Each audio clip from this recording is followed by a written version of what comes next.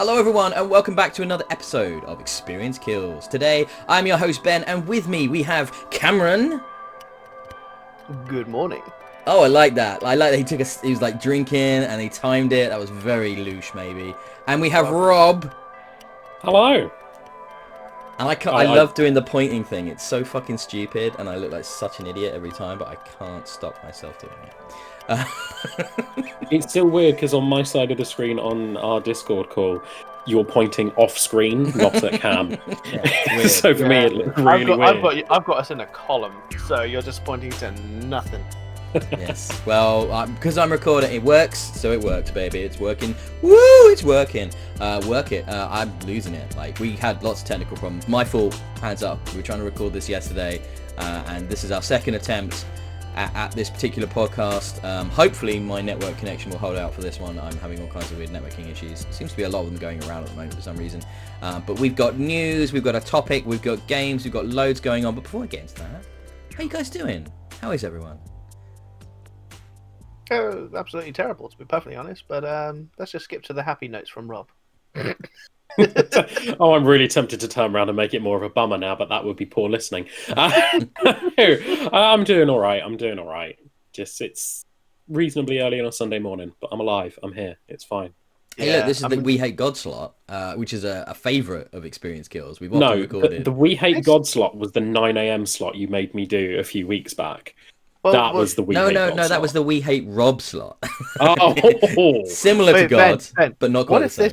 What if this is like, divine payback? This is why you're having networking issues. God has gone, you know what? If you're not going to go to mass, fuck you. You know what? You might have got to the bottom of that. That could be it. That could be All right, well... God, powered by Virgin Internet. Just like... Well, Virgin Mary Internet, I guess. I think isn't it Allah that likes the virgins? Oh God! Sure. Okay. Anyway, let's. I think we should draw a line here. I think that would be wise. All I'm saying next week, 6 a.m. mass, 6 a.m. podcast. You let me know how that podcast goes for the 6 a.m. slot, shall you? Shall we move on to the news, gentlemen? Let's move on to the news. Yes, indeedy. We've got lots and lots and lots of news today. Basically, let's start off with some Assassin's Creed news. They have kicked Call of Duty off of the top spot in the chart in the UK, which is pretty impressive. It's the largest Assassin's Creed launch I think they said they ever had, possibly, or at least in this generation. So that's really good news for them. And Valhalla is a lot of fun. I'm really enjoying it on the Series S and X. But yeah, Call of Duty this year just looks a bit like whatever, doesn't it? I mean, I know I'm not particularly hyped for it. I haven't played it. I normally would get a Call of Duty game, but this does look like the B team's effort, and it just doesn't excite me as a concept, and I've not heard anything particularly good about it. It just sounds like it's okay. I'll wait till it's about 20 quid and buy it for the zombies mode, like I do with most Call of Duty games. Yeah, I agree. I mean, I'd probably play Call of Duty more out of all three of us, purely because it's just a quick one for me to jump in and out of. And I've got some builds. I've been playing it, but again, the whole new kind of Cold War concept stuff, it's just kind of wringing out the cloth. I feel like, and I'm just like, you either release a whole new game and like with a new story on it, or it's just going to be just piling it on. It's just piling it on, and it's just not really interested me. And like this year, obviously Valhalla, I feel like has been like really hyped up nicely, and it's kind of, it's reaching the hype. It's actually it's that good. Everyone's actually raving about it rather than it being overhyped. It's doing a great balance. Yeah. Yeah, I think the sad fact about Call of Duty is that we had when they did Infinite Warfare, which was their big sci-fi attempt at Call of Duty. Some people like me and Richard, for example, really, really like that game. We think that game is excellent. However, it bombed in a wider sense. It was a really poor seller for them. So then after that, they went back to World War II, Advanced Warfare, and then back to Black Ops. And they rebooted kind of each of those elements with those games. They basically went, all right, you don't like new ideas, fresh ideas. Here's us just going back to the well again. And I think World War II and Advanced Warfare were both very good, but I've never liked the Black Ops IP as much. And while they have gone to a slightly different era with this Black Ops, because the original one was like the 60s and then they kind of jumped to like a near future, This one is in the 80s, which is different, but at the same time, that idea of, you know, secret ops and stealthy stuff isn't really what interests me about Call of Duty. I'd much rather play in the World War II sense, like the Greatest Generation heroics, or in the Advanced Warfare sense, the ambiguity of, you know, who are villains and how the lines have blurred between what an obvious enemy is now. And I think they handled that really well in the single player in that one. But this one, I don't know, just doesn't do anything for me. I hope next year they do something original again, personally. Yeah, But same. Because I mean, the first Black Ops was cool. I really actually enjoyed the first Black Ops because it was numbers, Mason. no, yeah. Because I think it was the which one was it? Because it brought back like Viktor Reznov and everything from like World at War, wasn't it? Yep. Which was kind of like before that, the last World War II game, really, wasn't it? Mm. And yeah, the numbers and everything, it was a huge kind of mystery, and the story was great on it. But then it kind of, yeah, it got a bit extreme. Personally, I didn't like when they brought in the whole like wall running and stuff that you had in like Black Ops 3. Because I kind of played Titanfall to death when it came out, and that's where I kind of got used to like running on walls and like flipping over stuff and all that. And then I was just like, wow, this doesn't appear to be any fresh ideas, is there, Call of Duty? Shame. That's how it felt for me, at least, anyway, you know. But then they came back to like Modern Warfare, and you know, the whole idea of like terrorist groups and stuff like that is kind of more frightening, a bit more grounding, compared to, you know, a near future where everyone has jetpacks, you know, and that's what I kind of enjoyed a bit more. So for me, the be all and end all for most Call of Duty has been zombies. The campaigns are generally generic. Some stories are better than others. Like Black Ops was a very good story campaign. I enjoyed that one, but when it came to the mini jetpacks and the power armor, it's like you're taking away from any sense of realism here. I'm aware of the ridiculousness of me saying that after just having talked about zombies mode. I can see Ben smiling about that one, but the zombies mode is fun. That's exactly the thing, though. I mean, I first played zombies mode when it was on Call of Duty 1. Like the United Offensive DLC, the zombies mode was a mod. You had to download it separately to get access to the servers and stuff like that. And like as soon as you died, you became a zombie as well, and then you end up with like a 30-player game, 29 zombies on one person trying to hold them off, and it was amazing. Okay, that I'd play. So I think zombies predates even that. I mean, I don't know. They had a mode called the infected multiplayer mode in the original Halo. It's a similar concept to that. I mean, what we have with the modern zombies modes is this much more kind of like structured, kind of haunted house experience, isn't it? Yeah. It's like this. You know, I personally think the standalone types of zombie games do it better than Call of Duty, the like killing floor and stuff. But I think. I don't know. I'm not a big fan of the zombies modes, and I never have been. I like competitive multiplayer, and I like the single player. But fair enough. I understand why people like playing games in co-op and stuff and working together. And I totally understand that appeal.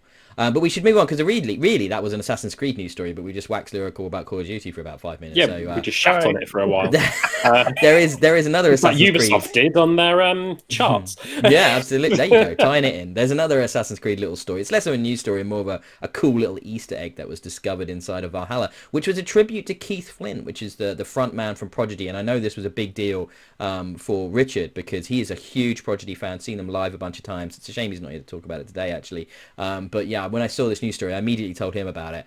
And it's just this really nice nod to, because obviously you basically go to his hometown on the map in Valhalla, his home village, and it's there, and he's there, and he's like singing, and it's like the quest line is like Prodigy, and you know, and it's like you can join in like with that. And it's dumb, and it looks like he's basically like a friar, and it looks like him with his crazy hair and his bald head and all of that, and it's a really nice nod to a great musician, you know, a really incredible musician. We were speaking about this earlier, like the whole game is filled with Easter eggs as well, you know. As a part of that mission, I've seen a screenshot where I think you attack someone in the church, and he just happens to call out, "Smack my bishop." Yeah, so good, so good. It's a real like kind of joke, but you can't help but but especially because of its passing as well. You just go, "That's quite nice." It's amazing. Sweet. I think that's beautiful, and it's like that music was so awesome. It's such a part of my growing up and stuff, and that I'm just it's just a really touching little tribute, you know. And I think it just speaks to like the huge breadth of the people that work at Ubisoft and on Assassin's Creed games. I mean, thousands of people, and that's like quite a personal touch. Like, you know, that someone's come up with that idea, they've pitched that idea, they've designed that level, they got approved, you know, as a quest, you know, what the multiple layers across the European and American and British dev teams, and that's got into the game. You know, it's not some kind of little indie game, is it, with a little nod to Keith Flint in it. It's this humongous AAA blockbuster, and I think that's really nice. I think that's a really nice personal little touch. It just says a lot about the love in that game and the attention to detail. It's something else, really. Yeah, to move on, we'll kind of stick with some next gen news here. Microsoft has said we're going to see shortages on the Xbox Series S and X well into next year. I believe the month of April was mentioned before they think these will be readily available in shops. Now, Jeez. I mean, this is a similar thing that's going to be happening with PlayStations as well.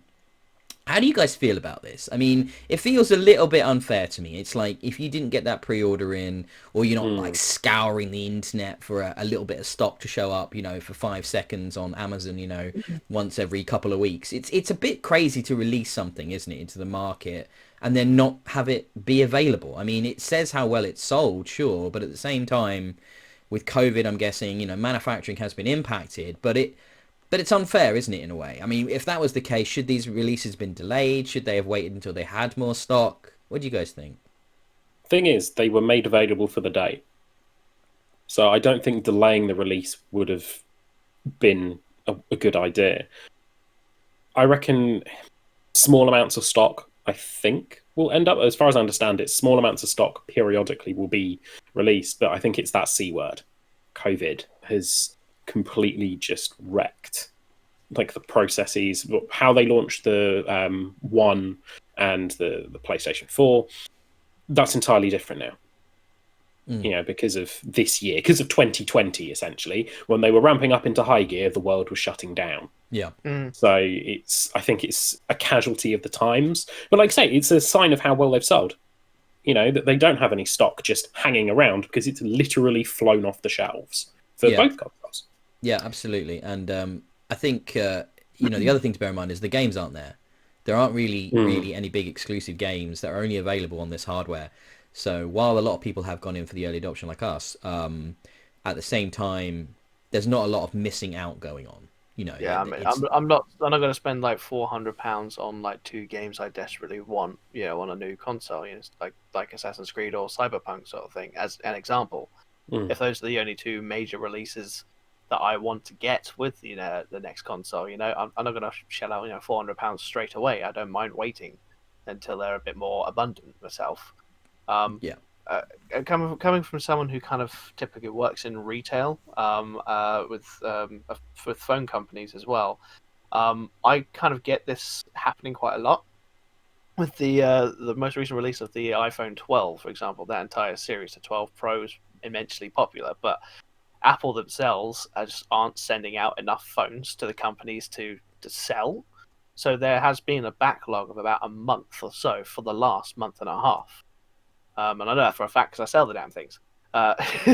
And it's just been like, on the one hand, you can go, yes, COVID could be affecting quite a lot of this. But at the same time, it's Apple, you know, and how would they not plan ahead for such a huge release of a phone that everyone has to now wait a month? You know, whether it's a kind of a marketing ploy to get people kind of going, oh, I can't wait for it. I need to wait 4 weeks for it. I can't wait for my phone.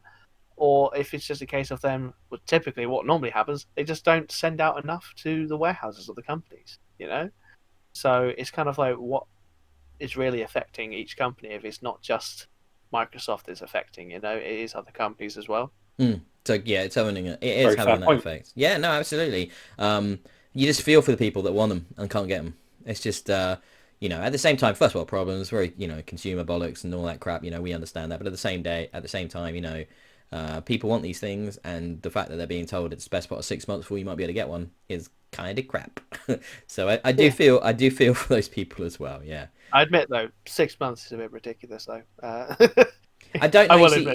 It's difficult, the wording on that. I think what they probably mean is 6 months before it's all caught up and you can walk into, theoretically, I should say, walk into a game and they'll just be there, you know, and you'll not have an issue ever getting one. Maybe that's what they mean. But so more Microsoft news, and in other news, water is wet. Microsoft has said that they want the Bethesda games to either be first, better, or best on the Xbox platform.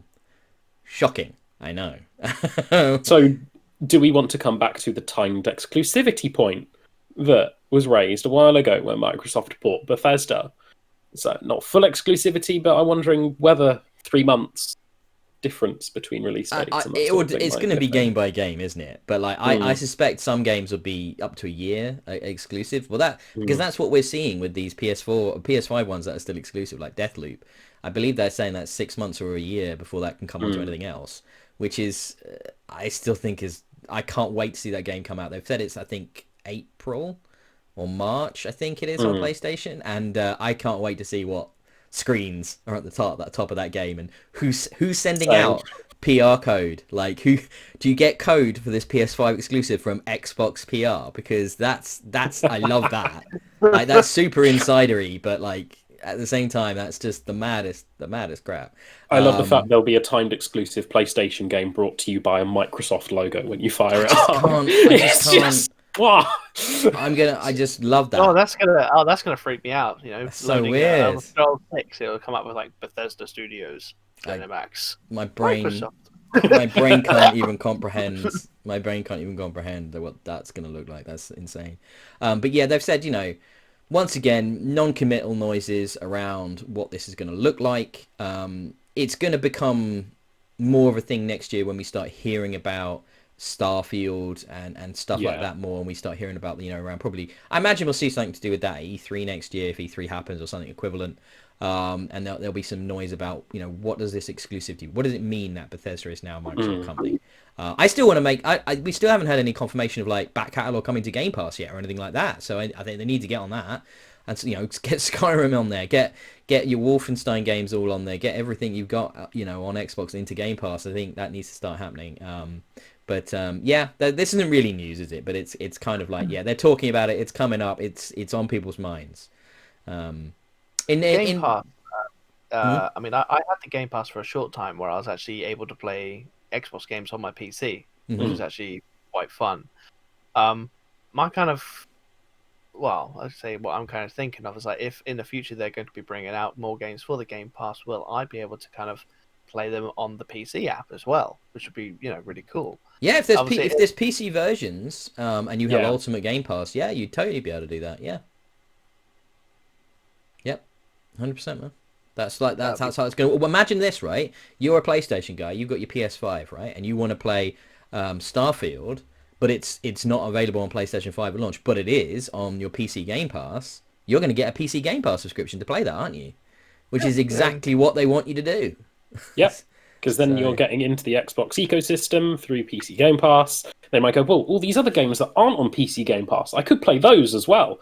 I'll see if I can pick up a cheap Xbox somewhere, etc., etc., etc. And then the slippery slope comes down, and next thing I know, I'm playing Destiny 3 for 7 hours a day like you guys. Don't look at me. I'm not as bad as Rob. Rob's got a problem. We're going to put him in rehab. Hey, the problem I have is I'm not playing Destiny right now. So I just need it. Freaking out. I can see his hands shaking. The problem is it loads so quick now that he could just turn his Xbox on and be in Destiny within like 20 seconds while on this podcast, and we wouldn't even realise until you started hearing him swearing. Yeah, it's quite. It's when I start facing that way and have a controller in my hands and just swear at things. Right, and Rob, you then you're yeah, man. What? In a minute. I'm sorry, what? In a minute. Anyway. So in more Xbox news, Halo Infinite will skip the Game Awards. Now this is kind of news because everybody's been expecting a bit of news about this. You know, as we hit launch on the Series S and X. But honestly, they've got a plan. They've got a marketing plan, and they're going to ramp things up in the new year and start leading us into what Halo Infinite is going to look like and when we might be seeing it. I have a feeling we won't be seeing it until the end of next year, personally. I agree. I reckon they'll float an early release date of, you know, Q2 2021, and it will end up being like Q3. or Q3. I'm not surprised that Halo Infinite is skipping December's Game Awards. How can you award a game that's not finished or out yet? No, not an award. You don't watch the VGAs or the GAs as they call now. They used to be the Video Game Awards. They changed the name when they went off of the Spike TV channel. No, not an award, my friend. A trailer, a world first premiere. This is why you watch the Game Awards.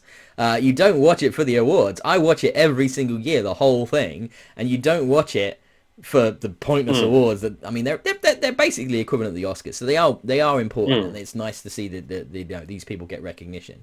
But no, you watch it for the 30 reveals that happen throughout the show, where this is the biggest audience that these guys can get outside of an E3 press conference. So this is where they show off trailers and announcements and all this kind of stuff. That's why you watch it. Oh yeah. So are you the equivalent of the person watching the Oscars to look at all the pretty outfits? I suppose that's kind of an equivalence. Yeah, I suppose so. Fair enough. Yeah, sure. It's like you're not. The awards themselves are not the point of it. They're certainly not why most people watch it. I can tell you that. So it sounds like what happened with Star Wars Episode 1. I don't know if you remember this happening back in was it like 2000? Oh, I do. I know where you're going with this. It was a trailer, wasn't it? People went to see a film to see the trailer, but not the film. They walked out. First week of the trailer of Episode 1 coming out, like I said, there was. I think it was like a 50 to 70% increase of their audiences paying full price, then walking out after watching the trailer just for that. I mean, I did it. I'm assuming because YouTube wasn't a thing back then. Yep, that's it. That's exactly it. It wasn't as easy to watch stuff like that back then. I think I stayed for the film, but I definitely went to see that film because of the trailer. Yes, 100%. Did you ever watch one of the films and walk out going, "Oh, they didn't show an Episode 1 trailer. I went to the wrong film." Yeah, back then I remember going to see films because of the trailers you'd heard that would be attached to them, and then when they didn't show them, because it was sometimes different in the UK and stuff, being disappointed. 100%. That happened. That really happened. Yeah. And then Episode 1 came out, and midi-chlorians. Episode 1's okay. I think that out of the prequels, it actually holds up a lot better than some of the others, like Episode 2. It has some amazing moments. So yeah. Pod race, mate. That pod race is what got me into Formula 1. Motherfucking Maul. Oh, he's so cool. The first time Maul appears and the second end of the lightsaber comes out. Oh, the first time you watch that, you just go, yeah, you're gonna die. You done goofed, boy. Yeah, no. That was a good. We have digressed in so many ways. Let's get back on track. I will say, Ben. As far as midichlorians go, I have watched the latest episode, and that's a massive spoiler. Don't be saying that. No. What are you doing, Cam? No. Oh my god! How have you not watched the newest episode yet, Rob? Das ist verboten. We'll talk about it later. We'll talk about it later. Don't be doing that, Cam. You mean bastard. Oh, fine. You can cut this if you need to. Okay. I'm not editing. Can't be asked to do that. Right. Mass Effect, a new Mass Effect, the next Mass Effect has been teased again with artwork shown in a book I have, but I'm not allowed to look at until Christmas Day, which is the BioWare 25 book, which is actually this big, awesome hardback. I know what it is, even though I can't open it. It's sealed, damn it, so I can't even sneak a look. But basically, it's a Christmas present for Ben. That's the most important thing. It's this big book about the history of BioWare. And if you're at all interested in that developer, and by God, if you love games, you should be. It's meant to be a fantastic book. And it's got some artwork, some more concept art for the next Mass Effect in there, as well as that bit we already saw from the Legendary Edition announcement, or Legendary Collection. That's a little thing to look out for. I mean, it's concept art. It probably has very little bearing, but there seems to be indicators that we are looking at, in some way, a continuation of the Andromeda storyline, or at least potentially races from Andromeda or something. Now, bear in mind that this could be concept art that goes back to so long ago, that back when, for example, Andromeda hadn't tanked, or at least they were still considering a sequel. That might be why we're seeing this sort of art being shown at this point, because it's still very early and they wanted to show something around the announcement of that collection and obviously this book. I mean, I don't hate that idea. I think there's some good stuff in Andromeda. It's not as bad as, you're going back to it now. We've talked about this before. It's definitely not as bad as that initial impression that a lot of people had. But at the same time, I can see that being contentious. So. I know. I think it could be interesting. It may be that they intended it to be a sequel to Andromeda, and they're going to turn around and instead make it Mass Effect Orion Nebula or something like that. That's different, but they're going to use similar ideas. Like what would have been the sequel is actually going to be in a different location. That might be what they go down. Who knows? It might be Mass Effect 4 for all we know. I think it's too early for us to properly speculate. But of course, but getting heads up and news about it is always interesting. One of the bits of concept art though looked really cool, and what it looked like the construction of a mass relay. Now, if you remember the end of 3, or one of the ends of 3, it might have happened in all of them. I can't remember. They all went boom, didn't they? Exactly. The mass relays were taken out. So the idea, if we're seeing construction of a mass relay, the implication there is that the alien races are banded together of the galaxy, and they're rebuilding the mass relay network so that they can get back, on their feet. And I think that's really cool, and that would indicate actually that we're talking about the Milky Way and not Andromeda. So, hey, as long as that means Legion, I'm happy. I think that means I still haven't played any of the first 3 Mass Effect games. Remember? So Cam's just like, I'm sitting here, don't know what you're saying. I don't know what you're saying. I don't know what I have to anticipate when that remastered collection comes out. That's gonna be a late Christmas present, Cam. Don't worry, I'll have you caught up before the new one. It's gonna happen. It's gonna happen. I know we're gonna want bi-weekly updates from you on your progress. So, I'm gonna have to write an essay a week. No, it's gonna be the Cam catches us up on his Mass Effect playthrough episode segment of every episode. I can guarantee that's gonna happen, no doubt about it. So we got some more Cyberpunk stuff as well in the last couple of weeks. We got a video of it running on Xbox One X and an Xbox Series X, which look pretty good. Like the main difference obviously at this point, because there's no enhanced version yet for Series X, is that the lighting is improved on the Series X version. I think, to be honest, the takeaway from this video, and I think a lot of people have said this, is that from what you see in this 10-minute video, the thing that disappointed me was crowd density. Now, for a bustling city, Night City is meant to be the last megalopolis, right, basically in the United States after all the shit that's gone down in the Cyberpunk universe. I was expecting to see it like with throngs of people, like Tokyo level rush hour kinds of, and there's just not that going on the screen, and it just felt a bit empty. And it's unfortunate because that adds to the atmosphere of an open world game. It doesn't affect the quests, don't get me wrong. It won't affect the storytelling or the quality character work or anything like that, which I have no doubt in my mind CD Projekt Red will pull off because of The Witcher 3, and I know how good they are. But yeah, not seeing that liveliness because maybe the consoles can't handle it, that's my concern there, was a bit of a bummer. Now, hopefully with the enhancements that we get on the Series X next year, that'll improve. But you know what? If I wasn't as hyped for this game as I am, if I wasn't as massively invested, I would be thinking right now of holding off until that enhanced version came out. There's no way I'm going to do that. I'm not going to do that. But I can see why some people might.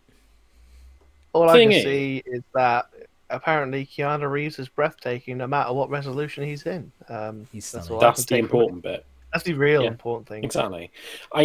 As far as crowd density is concerned, I would be amazed if that's part of a next gen update. It depends. It depends if one of the... because the reason that people are talking about this is that they've seen PC versions and PC trailers that show what looks like higher crowd density. Now, it could be because of the different points in the game the footage is taken from, that this is very early. The stuff on the console was very early on in the story, and you're basically in the city, like the first mission in the city. So it could just be it was coincidental, but there have been higher density crowds in the PC version. Now that means if that's a case, that means that they have done something to remove them for performance reasons on the consoles. So that means if they've done something to remove them, they can do something to put them back. You see what I'm saying? I'm trying to think of a game that actually has a really high density of crowds outside of like a zombie horde. Really, there's quite a few people obviously on the streets of like Call of Duty. It's not Call of Duty, Grand Theft Auto, for example. But I wouldn't say that's high rush hour amounts of foot traffic. And I think look at Watch Dogs Legion. I think they hit the balance right in Watch Dogs Legion. It's not like I was going to say that it's not Tokyo.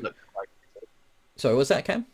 I was going to say the Watchdog games look like they are typically a bit busier on the streets. Yes, it's not. You're It's not Tokyo busy. I mean, and that's never going to happen. I was shooting for the moon with that. That's unrealistic. However, Watchdog kind of does a nice balance where it feels very lively. There's a lot of people wandering around. It feels realistic. It doesn't feel like Saturday in Oxford Circus, but it does feel like, you know, a busy day around the city. You know, it does feel realistic, and that was kind of the level I was hoping to see in Cyberpunk, and it did look quite sparse even in comparison to that. Now, you know, obviously with games like this, there's ambition and then there's realism. There's, you know, what they actually can achieve compared to what they wanted to achieve. You know, so things do have to get cut in production. That is inevitable. And obviously we're not far off now. We're going to see that final product really soon. And I'm still really looking forward to it. No, yeah. So there was the final night. So they put another episode in related news. They put another episode of Night City Wire out, which is this YouTube show they've been doing from CG Projekt Red, talking about Cyberpunk. And they even said at the start, this is the last one before the launch on December the 10th. And it had some great features in there. There was a big long stuff with Keanu Reeves in there, which was really cool, about him playing Johnny Silverhand and how involved that character is with the story. And it's like really a big part of the game, which is really exciting. I'm really looking forward to that. They did another big feature on the music, and it sounds incredible. They put out an EP on Spotify of like 6 of the tracks that are in the game, and they are all outstandingly good. So I'm like really pumped for that, because I love that type of music as well, and that adds so much to it. But yeah, the game is really, this is where they showed a new gameplay trailer there as well, which is like a 5-minute breakdown of kind of all the shit you're going to be able to do in the game. And I highly recommend checking that out if you guys are interested. I'm beyond hyped right now. I'm so ready for this. I just can't wait. Yes. Do you know what I'm beyond hyped for? Go for it. Is our next news piece. Oh, yeah, man. When I told you guys about... I had we were playing with Nathan as well, Rob. Nathan lost his flipping mind when I told him this. So, Star Wars Squadrons is getting DLC. It's getting B-Wings and TIE Defenders in December. I cannot wait. Only arguably the 2 best ships. 2 best fighters in the Star Wars universe. Like, that is so cool. My god. I am so hyped for this. Like, I literally cheered when you sent a message to me confirming this. I cannot wait for this to happen. I would put down Destiny to go back to Squadrons to play that with those ships. Cam looks totally unfazed by this. What is Star Wars? Fuck you. No, I mean, I haven't played Squadrons, so I wouldn't know. But I mean, the thing is, obviously, I know what the TIE Defender is. I know what the B-Wing are, and they are, to be honest, they are some pretty ships. I mean, the TIE Defender just looks like a mean mother. You know what I mean? And I've seen it. I think it's either one of the shows. I think it might have been. I want to say possibly Rebels or something like that. TIE Defenders in Rebels. Yep. When that first kind of turns up, it was brilliant. You know, you look at it, just go, God, so cool. So cool. Yeah, it was absolutely brilliant.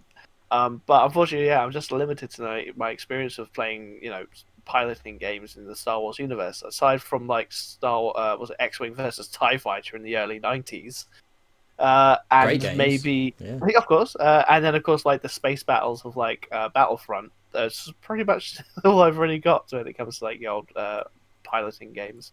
Squadrons is like space battles and Battlefront put up to 11. Yeah. Like it's fantastically well done. Yes, and I think this is great because it's they were talking about how they kind of didn't anticipate this being the hit it was, which to me is mad because it always seemed like it was going to be huge to me. Yeah. And the player base has really gone for it, and they've just been shouting at them, we want B-Wing, we want TIE Defender. And they've listened, and they're making it happen. It's a free update. I think it was really interesting to me. EA clearly didn't have a lot of faith in this game. It had no post-release plans. It had no DLC, no season pass, nothing planned out when that game came out, which is totally unlike a big game release. And it was obviously released at £35. It's unlike EA. Yeah, it's really bizarre. From them especially, really it's strange. Astounding they hadn't thought of post-release. But to get a B-Wing and to get a TIE Defender, I'm really interesting. Will the B-Wing have a gyro stabilized cockpit? I can't wait to see if they bring that into the gameplay. I believe that's been confirmed. Was the Squadrons? I mean, like do you think like EA and stuff that were focused on like putting more and more into like Battlefront 2 at the time, so this was kind of just like a side project, and it just had to be taken off? Or I don't think so. I mean, Battlefront 2's kind of been sunset for a while now, and Fallen Order was all long done at this point, and I don't know. I just don't think they thought there was going to be an audience for this, because it's basically multiplayer focused space battles, and maybe they thought there's no Jedi in this, nobody's going to want to buy it. Which they were very wrong. Very, very wrong. Super good game. That being said, I mean, like this, I remember playing Battlefront 2, 2005 variant, so the original version, and the space battles in that were brilliant because you can land on the enemy ship, you can start dismantling it from the inside and everything. That was really cool. Yeah. And you had like 30-player game at the time on like PC, for example. That was good. It worked really well. Yeah. Okay, let's move on. Rob. Yes. Are you interested in Kate Bishop in Marvel's Avengers? Not in the slightest. So they released like a 10-minute kind of gameplay preview of Kate Bishop and how she's going to handle and how she's going to play and what their plans are. It looked fine, I guess. I mean, give me a proper Avenger, please. Well, give me Doctor Strange. Give me Black Panther. You know what's cool? Give me someone fun. Rob, you know what's cool though? Cool, guys, you know what's cool? We're getting 2 releases of Archer characters back to back. So we're getting Kate Bishop followed by proper Hawkeye, who's going to come next, and they're doing that as the Future Imperfect storyline. So post-apocalyptic, Mastermind Hulk. Yeah, there was like a little teaser trailer for that, and it's just like, okay, that's slightly more interesting that we're doing that kind of storyline, but really, you're introducing 2 bow and arrow characters one after the other. I mean, why? No. You've got the incredible Marvel roster of characters, and that's who you're doing. It's very strange choice to me. Very strange. I mean, to my knowledge, I think wasn't Kate Bishop? She was Hawkeye, wasn't she? She was second or third, I think, in the comics. So we're getting Hawkeye, and then we're getting Hawkeye for a bit of change of pace. Yep. I mean, not to kind of. I don't want to sound like an ask for putting it this way, but are they just kind of adding her for the diversity? I don't know. I don't know what it is. I believe, I vaguely remember this, that they were going to be adding Black Panther first, but when Chadwick Boseman sadly passed away, they reshuffled the DLC order. I believe that may be more rumour than anything, but I believe that was something that they did do. And if they introduced Clint Barton as Ronin instead of Hawkeye, I would be fine with this. Because then you have a Hawkeye character and you have a Ronin character. They may use similar kit, but they're different. They are different characters, different kind of skill trees, I guess. Exactly. But this could have easily just have been a reskin. Bear in mind, though, we're being hard on them here, but let's bear in mind that we've also, the fact is they're free. They're free characters. They are not, you don't have to buy them. They come with their own kind of, I think they gave them a name, these story arcs, but they have their own, like, they describe them as like a comic book run. Of a story for each of them, and it looks like they're taking inspiration from actual comic book runs. If they're doing a Future Imperfect thing with and that sort of thing, so there's lots of options for cool stuff there.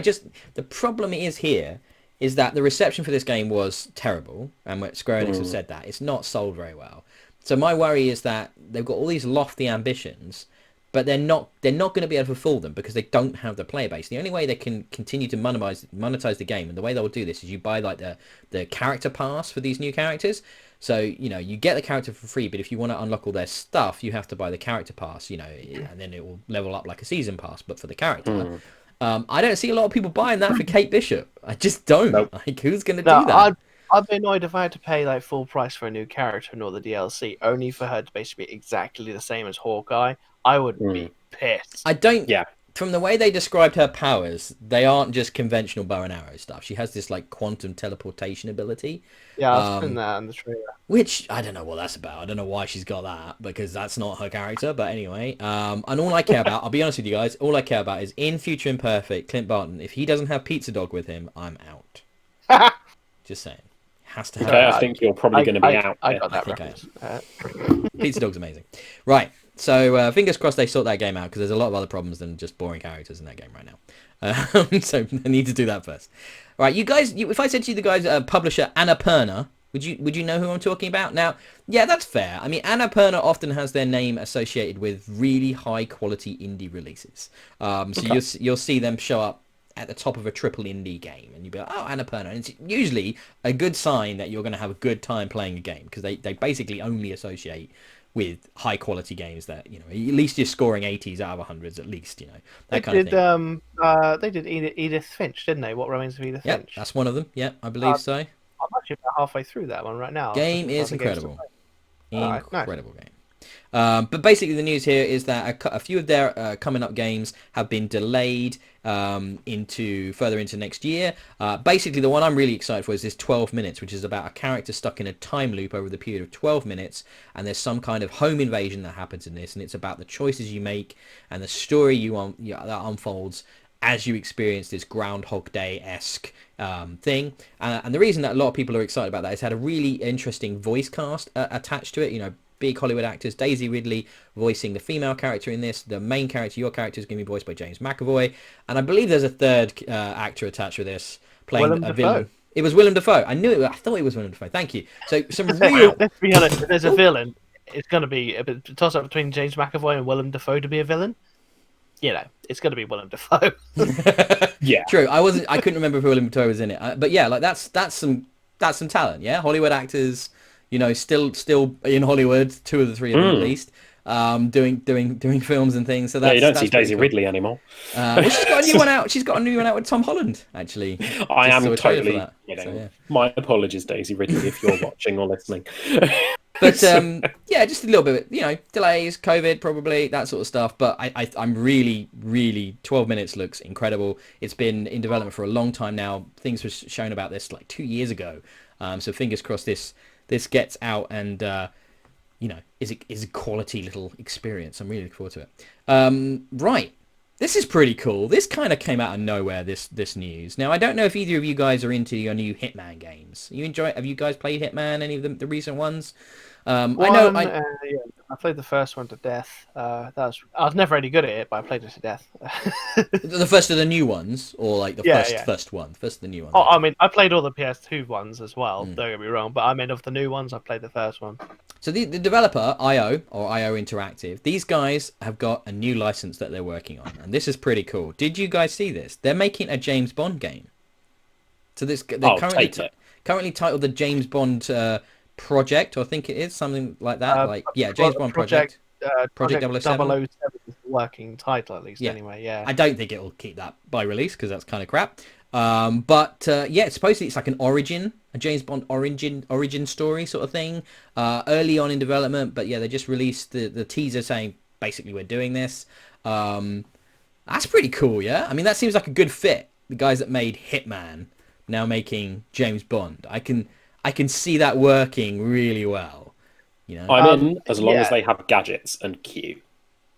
See, I mean, it depends on which way you're looking at it, because like if you're kind of thinking about Ian Fleming's novels and how characters like George Lazenby and Timothy Dalton, even though typically the most unpopular Bond villains, are more akin to James Bond in the original novels. There wasn't so many gadgets. He was quite a gruff, hard-hitting, quite quick to violence sort of agent, compared to the suave, obviously Sean Connery and Roger Moore totally spun the character in their own way, and it's fantastic. You can't fault the original films. But characters like Daniel Craig have made him that gritty character that he is meant to be. But the thing that has me concerned, I mean, if they're calling it Project 007, is it actually going to be a James Bond game about James Bond? Or are they going to go along the lines of, what was it, the Bourne Legacy, where, like, there was never one Jason Bourne? Do you know what? That concerns you, but that excites me. Really good point. I like the sound of that. I like the idea. Imagine if you created your own 00. if you made your own character in the sort of, maybe James Bond's in that universe, but you're a different 00, or you're like someone else becoming a 00. I don't think they will. I think it will be James Bond. I'll be honest with you, because that's what attracts people to the license. I want James Bond. I want James Bond. But I think the 00 was basically just like the license to kill. So the 7 was just the agent's designated number. Yeah. So hence you had a 006 and. Yeah. Well, suppose there's another one in the new film, isn't there?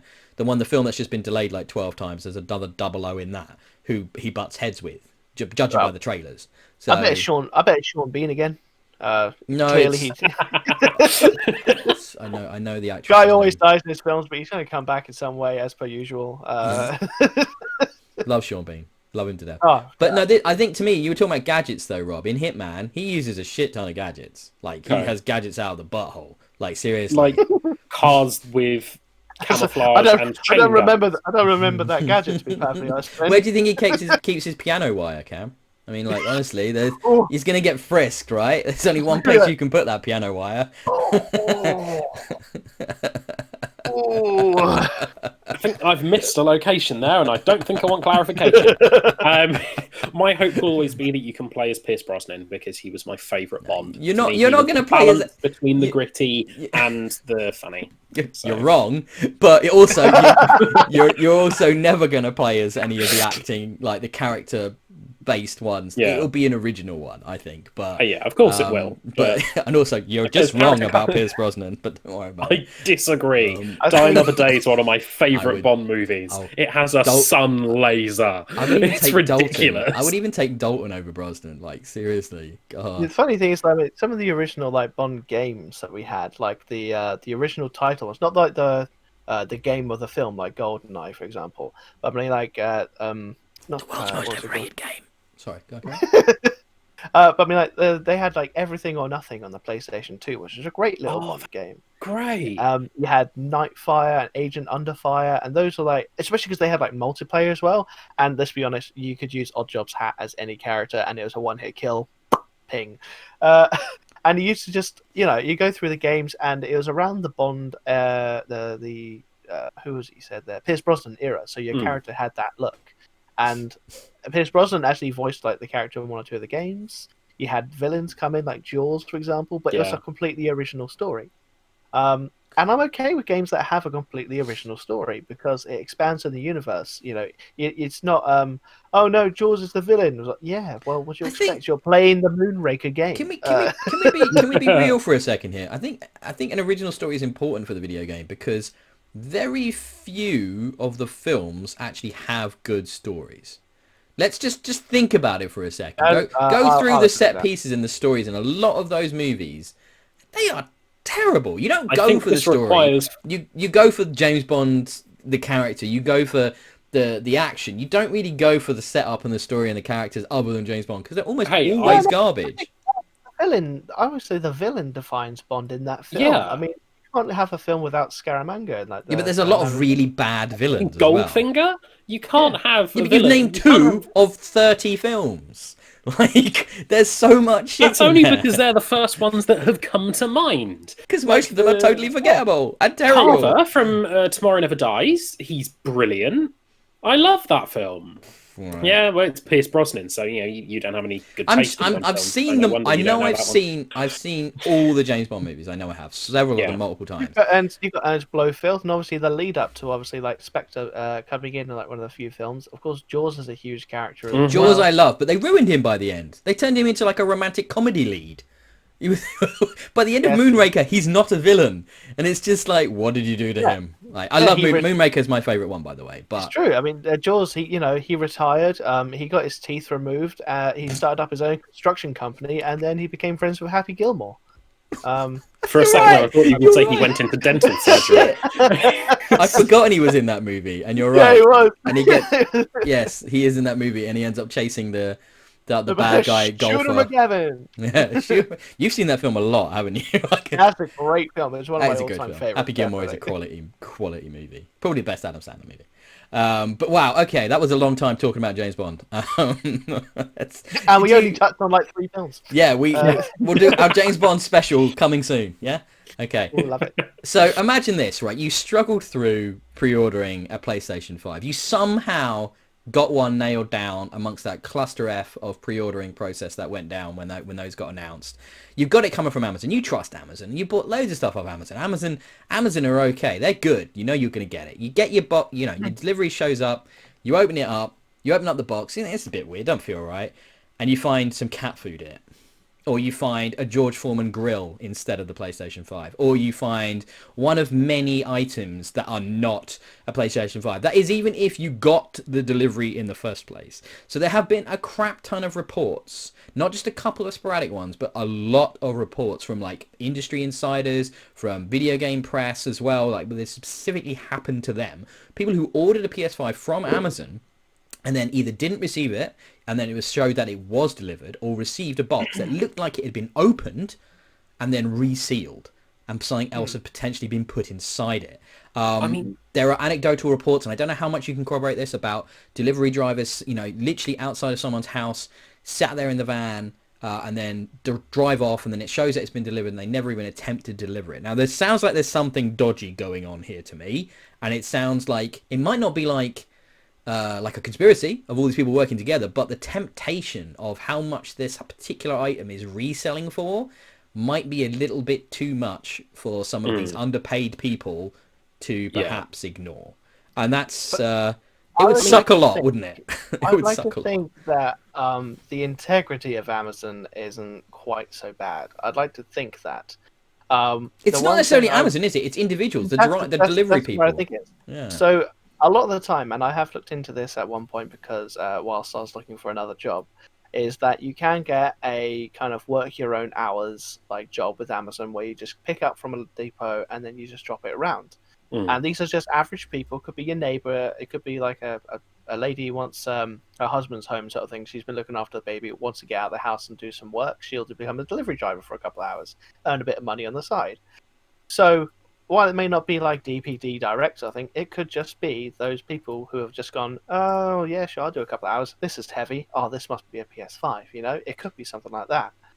I mean, the fact is, off the back of my car. The fact is that you go to the depot, you'd see the stack of boxes that are for PS5 deliveries. It's obvious, right? You know the day they're coming out. You know the size of the boxes. They're all going to look identical. It's very obvious which ones will be that PlayStation 5. So it would be really easy for a couple of them not to make it, wouldn't it? It would be really obvious. If I order a George Foreman, do I get a PS5? It would be really obvious because the PS5 requires a van to itself. It's so large. The other thing to bear in mind, PS5, and I got a lean, mean, fat-reducing grilling machine instead, I'd be pretty happy. What are Amazon trying to tell me? Like what are they trying to tell me? I need more fat-reducing grilling machines in my life, clearly.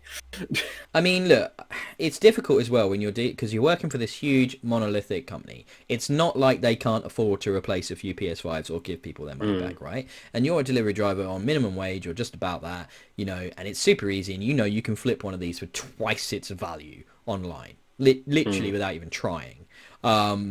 Or just for yourself. Maybe it's Christmas, right? We've all seen Jingle All the Way and the lengths you might go to get a present for little Timmy. Look, so maybe it's that. Maybe you're just willing to steal one because Timmy can't get it any other way. Exactly. We've come full circle back to Star Wars Episode 1. You know, and I'm not trying to defend theft here because it's shit. You shouldn't do this to someone because you're ruining someone's day, week, or maybe their Christmas present for their child, right? It's a garbage thing to do. But I can sort of understand why they might have done it, you know? It's the temptation, yeah. Yeah, I can understand the temptation. But look, Amazon have said, if you have this issue, contact them. They're going to sort you out. They're aware of it. They know it's not just people talking shit. This has definitely happened. They basically said, fair cop, this has gone on, right? So they're sorting out refunds. The problem is, if you just want the PS5, you're probably not going to be able to get one. Exactly. That is exactly the key word there. They're sorting out refunds. Yeah. In a world of stock problems, you're not just going to be able to get, oh, sorry, your copy of Just Cause 2 didn't arrive. Here's another one. You know, you can't do that with a PS5 if there's no stock allocation for it. Yeah, that's the shitty bit because you're ruining, like I said, you could be ruining someone else's Christmas by doing this, you know, or whatever. There could be a million reasons. Something saved for 2 years. Yeah, exactly. Scrimping to to gather the money for. And we're all going through lockdown, and it's tough on everyone right now, and COVID in general and stuff. And these things will help people feel better about what's going on. Exactly, distract you from that reality. It's beginning to look a lot like fuck this. It's beginning to look a lot like I need a new George Foreman. But yeah, that the thing is, right, there's always reports of this like that come up around these sort of things, and it's normally one or two Twitter things, and you can just sort of dismiss them. But when it reaches a certain volume where it's getting reported like widely, where you've got industry insiders, people like the press, people like that are proper sources that you can trust, that they wouldn't make this shit up. It's an issue, and it must be fairly widespread as well. So yeah, that obviously the vast majority were delivered without any issue, obviously, but there's enough to have noticed this, which sucks. Yeah. And for those people out there that this happened to, sorry about that. Hope you're all right. Much love. In other consumer whore news, it's Black Friday. It's Black Friday fortnight. Yeah, sure, why not? Because the day has turned into weeks. Well, when you can't go, you're going to have Black Friday November. But when you can't go to a physical shop, why not stretch it out? Like, what difference does it make? So to be honest, I'm hoping this is like I think it was a year or so ago where Black Friday finished, and for some reason that month my payment came out after the weekend instead of like on Friday, so I didn't get a chance to take advantage to anything last Black Friday because I didn't get paid in time. Yeah, it's always on the last day would be great. And I'm just I think that's why you're seeing this extension of it actually, because it always falls on this quite awkward day of the month, and you can't. Yeah, for a lot of people they can't take advantage of that. So that's why we're seeing perhaps an extension in that time frame. There's lots of sales. It's a very American thing. Anyway. No, it's totally American, but why not? Pre-Christmas. Pre-Christmas retail and stuff, they need a boost, so that's why it's been adopted internationally as well. And there's some good deals out there. I've picked up a really nice monitor for my Xbox One S and stuff for £100 or so off. I've seen that there's big sales on Xbox, there's big sale on PlayStation. There's not an official Black Friday sale yet on Nintendo. They've already got some good sales, but there's going to be a proper one coming. There's lots of stuff. Obviously, Amazon is the big one for a lot of people. We were just talking about them. So there's lots of sales going on, lots of gaming hardware, not the new consoles, not the expansion cards for Xbox and stuff like that. But then again, it was never going to be that. Games, though, lots of cheap games. I did something, guys. Oh, God. I bought... I bought Control Ultimate Edition. Ben betrayed us. I bought Control Ultimate Edition for half price on Xbox because I was going to get onto this later. I'm not angry, Ben. I'm disappointed. I know. Well, it's funny because about a week ago, the wife said to me, "God, you guys go on about Control a lot, don't you? And how disappointed and annoyed you are in that." And she just went at me and she looked at me and went, "And that's because you know you're going to buy it, don't you? You know you're going to buy it, Ben, because you love that game, and you're just extra angry because you know you're weak." And then it went half off, and I just went, "I'm going to buy it." I think I owe your wife a drink.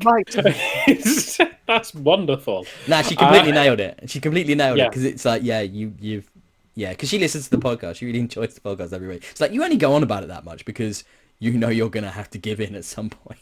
And lo and behold, the second they offer some money off, Ben bends over. Like, it's... Yeah. I'm disappointed in you too, Rob. I'm disappointed in you too. I'm very disappointed. I'm sticking to my guns. I will get it pre-owned. I refuse to support this developer doing what they've done. I refuse. I know it's petty. I know it's stupid. I know I'm one consumer and won't make a blind bit of difference. But, sorry... I dislike gamers getting fucked by developers. I don't know. There are some good deals out there. Some that I'd be kind of, I'd love to pick up. I mean, some of them are only about 25% off. Some of them go all the way up to like 70% off on the PlayStation Network, which is great. I for one, I'd like to get Tony Hawk's Pro Skater 1 and 2 re-release because those were charted games. Yeah, if they keep the same soundtrack, I'm just gonna have a nostalgia-gasm. I think they've changed a couple because of licensing, but mostly it's the same.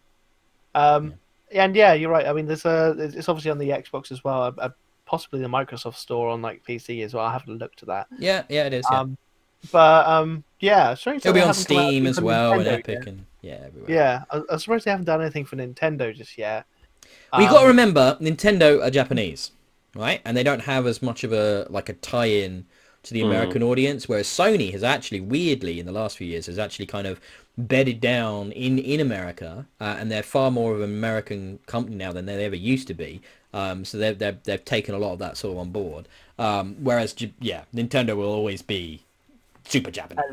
So I think you'll get something from them, but it will probably be next week or later on this week. Yeah, I mean, those are the only kind of platforms to really notice any big Black Friday deals in terms of games. I mean, I've been playing on my Stadia a bit, and they're not having any major deals. I can see. What deals could they have? They don't have any games. How do you have deals on games you don't have? I don't understand. I can get Assassin's Creed Valhalla on Stadia if I want to, but my God, am I ever going to do that? No. Hey, own this thing you can only stream. That's a good idea. Christ. Yeah, pretty much. Don't get me wrong. I mean, I mentioned it to you guys before the chat. Yeah, I because I'm a YouTube premium subscriber, I got an Ultra HD 4K Chromecast with the Stadia controller, and it's actually quite a nice feel. It was free completely. It's supposed to be about like £100 combo, but using that controller compared to like the previous ones, it does actually feel really nice when you're playing it. And the streaming service actually, there's a lot of big games on it.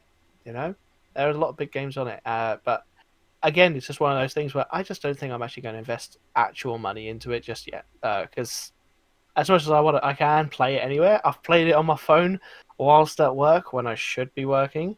Oops. And I was just using my data as well. And I've been able to play Destiny 2 while at work, which I think is Rob's dream. A little bit.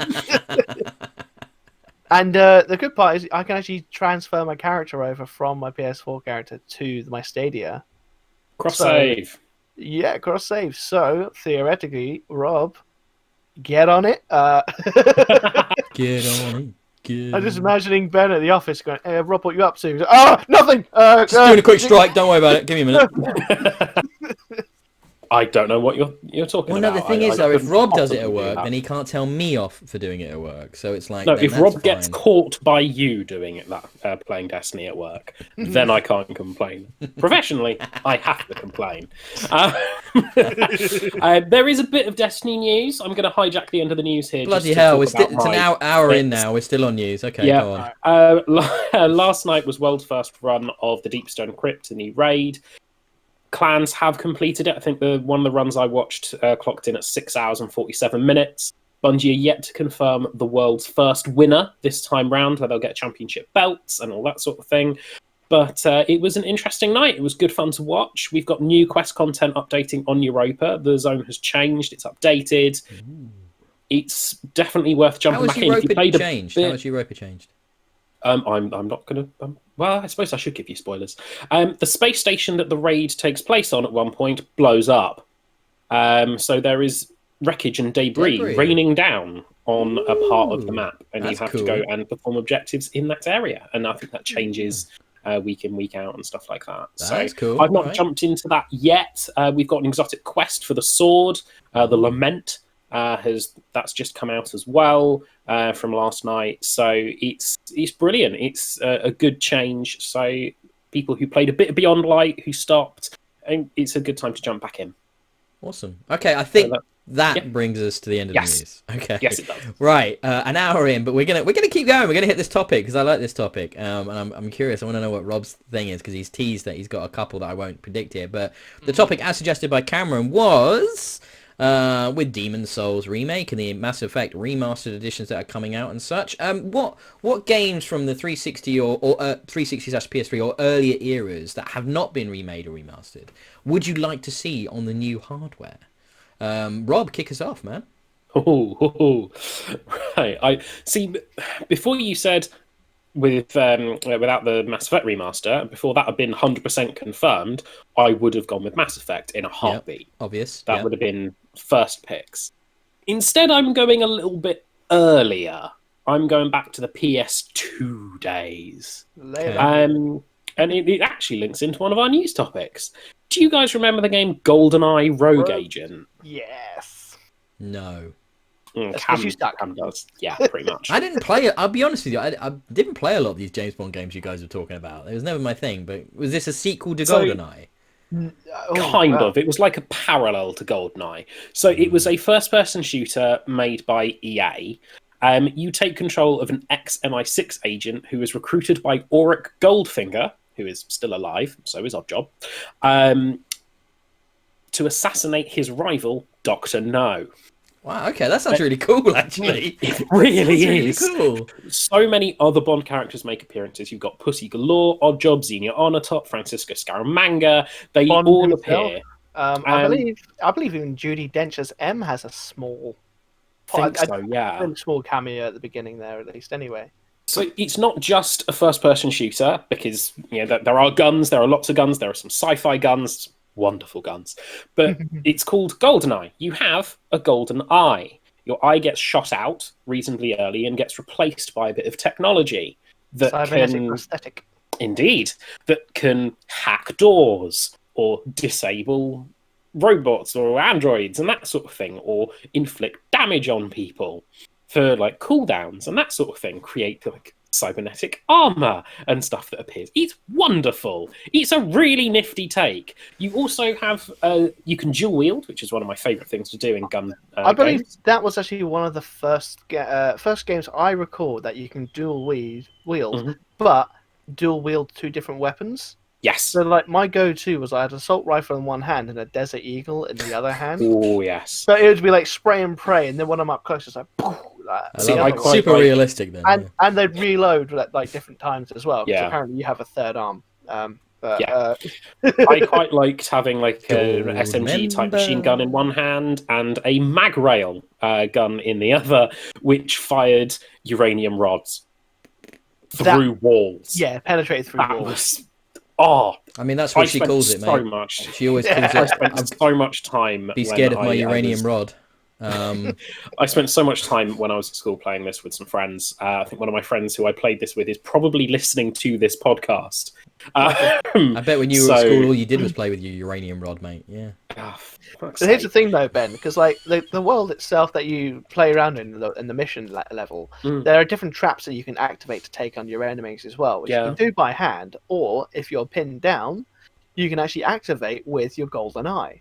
So if they're in the way of like a tram line and it's you're being pinned down, you can just with your eye, and that tram will just push them all out. Here are the 4 abilities because I can remember offhand. You have the MRI vision, allowing you to see through walls. EM hack, allowing you to hack electronic systems, enemies' weapons. A polarity shield, which deflects incoming bullets, and a magnetic field, which lets you send enemies flying to their deaths. That sounds proper out mental. Of your eye. I bet nobody played this game except you guys or something. Yeah. No, man, it's really actually quite popular. Well, I mean, it couldn't have been that popular because nobody knows about it. I mean, it had land support on the Xbox. You don't know about it.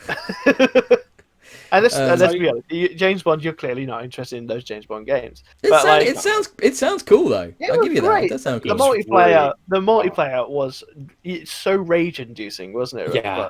Because you could hide in certain levels with a mag rail which shot through walls, scan to see where your friend was trying to find you, and just blast him through the wall. And then he has no way of getting to you, so you just hide there for like the entire match, and they're like, "We got the goddamn vent!" In the multiplayer mode, you could get the golden gun from the man with the golden gun. If you played on that map, you could get that. And the friend of mine who was probably listening, he was a demon with it. He was an absolute fucking nightmare with it. 360 no-scope golden gun. Yeah, it was that sort of skill. It was an absolute disaster. Whenever we tried, we had to stop him getting the golden gun, or he would just annihilate us all. And even then, he would still annihilate us all with dual fucking mag rails. So, that's one of mine. Let's go for someone else next. Cam, I'll come back to one of mine later. What have you got, Cam? So, I mean, the oldest game that I think I'd like to see kind of rebuilt up from the ground up is probably like one of the earlier Elder Scrolls games, like Morrowind. You know? Yeah. But I mean, the thing that's weird for me about that is don't you think the subsequent Elder Scrolls games kind of give that to you? Yeah, I mean that's the thing, though. I mean, like the full realm of like Morrowind that you managed to play on like the original game, and the story of it as well. Which, or even if we just had Oblivion come out with like the next gen graphics as well come out. You know, as great as Oblivion was, obviously there were a couple of bugs and a couple of things here and there that they definitely could have tweaked when it came to like NPCs and stuff like that. But I remember the change of going from playing Oblivion to Skyrim for the first time and being in awe at the graphic change. And I can, if you just literally compare the original Oblivion to something next gen, would be absolutely incredible. Yeah, no, Oblivion is probably my favorite Elder Scrolls game as well. But yeah, Morrowind, because of that setting being as mad as it is, would look incredible on like current hardware. Yeah, if it was fully remastered. But man, can you imagine how much work that would be? Holy True. Wow. As well as that, I mean, again from like the PS2 era, I'd probably say like the original like Prince of Persia trilogy. I'd like to see that really remastered. What, Sands of Time? They're doing that. Yeah, they're doing that. Sands of Time again. Yeah. It's coming out start next year. Ubisoft is bringing it out. Yeah. That would actually be really cool. Yeah, there's trailer of it and everything. You should have a look. I did not know that. I will be having a look as soon as we finish up today. That one is happening, my friend. And then my last kind of choice, going to like next gen graphics from the PS3 area, is like the Castlevania Lords of Shadows. I think that would be a really cool little graphic boost as well. Those were the Castlevania games which were more like third person action games, weren't they? Yeah, right? Yeah, I remember playing those. They were cool. You had Patrick Stewart as like a voice cast. Was it Robert Carlyle? Robert Carlyle as well. Yeah, very good. Yeah, who was also in Rob's favourite James Bond film, which was Tomorrow Never The World Is Not Enough. One of I quite like that one. It's not my favourite. But like the story in that was great. The level design was awesome as well, and so were like the actual monsters that you fought in it. And seeing that kind of with a huge PS5 or Xbox, Series X boost would be, I think, really cool. So I'm going to go for one here. I've got some obvious ones on here, which like if you know me at all, you'd be like, yeah, duh, like Splinter Cell, Dead Space, Knights of the Old Republic, Jade Empire, all of those. Knights of the Old Republic fully beefed up would be incredible. Like, oh my god. But there's a really big one for me that it kind of blows my mind that this hasn't happened. And I put it down as the orange box, but specifically I'm talking about Half-Life 2 and its episodes. Seeing that, I know they're doing something. There are people, like, not Valve, but they're working on a Half-Life 1 remake at the minute, like an unofficial one. And that looks really good. But give that treatment officially to 2 as well, and just bring it all up to date. And like the orange box is such an incredible product. What's on there as well? Team Fortress 2, Portal. I was thinking about that because I first of all thought of Portal, and then I thought, no, just all of it, like all of it, like the lighting. You wouldn't necessarily have to be a full remake, but like a remaster, improve all the lighting, all the textures, bring it all up to modern standards would look amazing in Playground. And if you're talking about quality, there aren't many games better than those. So they're like right at the top standard for first-person perspective games of any type in Portal and Half-Life. And then the other game, which is my esoteric choice, before we get to Rob's second weird one, was Star Wars Rebellion, or in the UK it was known as Star Wars Supremacy. Are either of you guys aware of this one? No. No. So this is a Star Wars game which was a 4X experience. So basically it was a ginormous, the whole Star Wars galaxy, which you then built fleets and you colonized planets, and it was all about either playing as a rebellion or the Empire, and then just seizing control and then just fighting over areas. This is the kind of game that could last, you could play a single match of this and be played 200 hours. As the Empire, you could build the Death Star and just go around and obliterate planets that didn't side with you, and then it would like scare nearby systems into joining because they'd feel the threat of the Death Star. So there was lots of mechanics at play here, but it was a proper traditional 4X experience where you'd build armies and ships and stuff on planets for your economy, and it was just this ginormous scope, and it's really old by today's standards now. Like, for example, there is a version of it on GOG.com which will run on current machines, but it's still like 4:3 perspective. There's no widescreen support for it, And the best thing was when you get into the space battles, it would go in and pull in to like a proper tactical view of your fleets, which you then command like an RTS and actually fight each other. So you've got, you know, giant capital ships like Star Destroyers against Moncal cruisers with different fighter support with X-Wings and TIE fighters all flying around and giving them all different orders and everything. And it was proper like live the dream of being the Emperor or being Leia / Mon Mothma and running the rebellion. And like, you know, you'd recruit different characters and you could use them as like admirals. Like you could recruit Pelion and make him a fleet admiral. You could recruit Han Solo and make him a general so that he would lead like ground forces and give them buffs. They could be spies. There was so much going on in this game. Honestly, if you're Star Wars fans and you've never checked it out before, check it out on GOG.com. It's probably peanuts, like £4 or £5, and it's just fantastic. It's so deep and just so much fun. Even, you know, graphically, interface wise, it's dated as all hell now, but it's still very playable. So a full remake of that, you know, blow it out, full HD graphics in the space combat, modern interface, think like Stellaris style, you know, it would be incredible. I'd love them to do a new Star Wars game like that. They've done other games for like that are like RTS focused, so more about just sending in armies and fleets and fighting each other, and a lot less about that 4X management stuff. So they're not quite as deep, though they do look better, some of those newer ones, but even those are getting old now. The last one of them was probably like 10 plus years ago. So it's like they haven't done a Star Wars game like this in a really, really long time, and it's just the last awesome. kind of like unit management RTS game I remember is Star Wars Galactic Battlegrounds, where, you know, you built an army, and it's basically Red Alert or like Empire Earth, but Star Wars. Age of Empires, but Star Wars, yeah. Yeah. And that was actually pretty fun. And my fondest memory of that, there's a cheat that you can type in called Simon Says, and it's summoned a single Simon the Killer Ewok. It had like 5 times the speed of an average unit, and it was like one hit killing everything, and it would just zoom about, just destroying everything. It was ridiculously funny. Simon Says, die. It does. You go Simon Says, and he makes all like, cause when you click on like a unit, and it'll make a noise of the thing you've selected. You know, the battle droids are sort of like Roger or whatever, and he just makes little Ewok noises as he runs around, and then just suddenly just starts blasting everything in its path. It was brilliant. Simon Says, I would pick Supremacy or Rebellion over that, but yeah, guys, such a good game. Check it out. Right. Rob, give us your... Go on, Cam, go on. No, I was going to say, I do like the idea of Knights of the Old Republic being remade, but thing is, though, how would you make that... How would you remake Knights of the Old Republic? Like, in terms of, like, combat and... I think you'd have to keep that combat the way it was, which is weird and strange now, but I think you couldn't change that because it's such a part of that game. It's this weird hybrid real-time turn-based thing, and it's weird. I mean, I personally would remake it because that was a very story-driven game, you know. Would you remake it like Final Fantasy VII style, and like make it more direct action?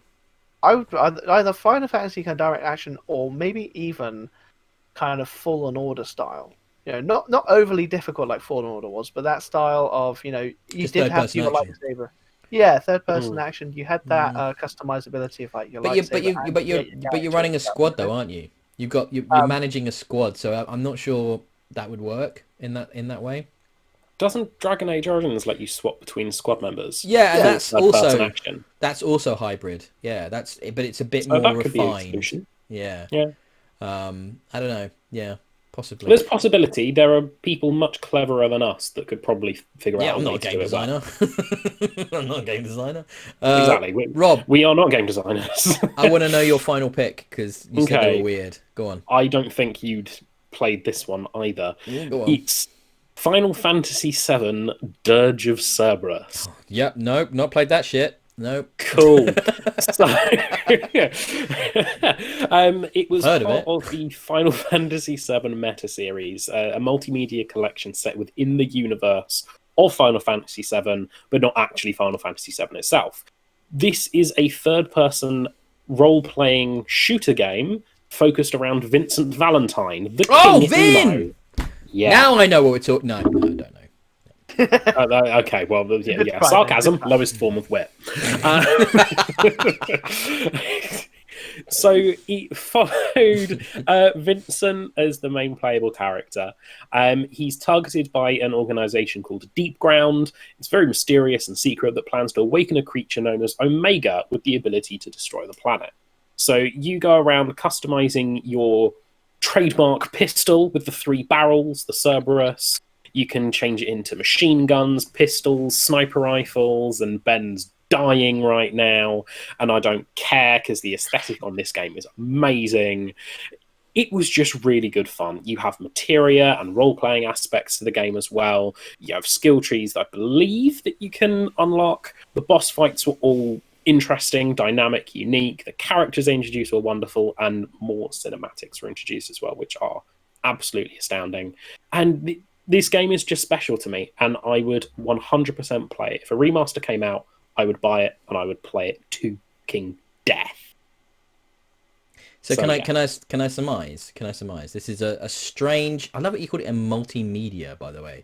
So this is like it's because strange, it came out tangential side product for the most overrated Final Fantasy ever of all time. Same as Final Fantasy VII Advent Children by the name of Vincent.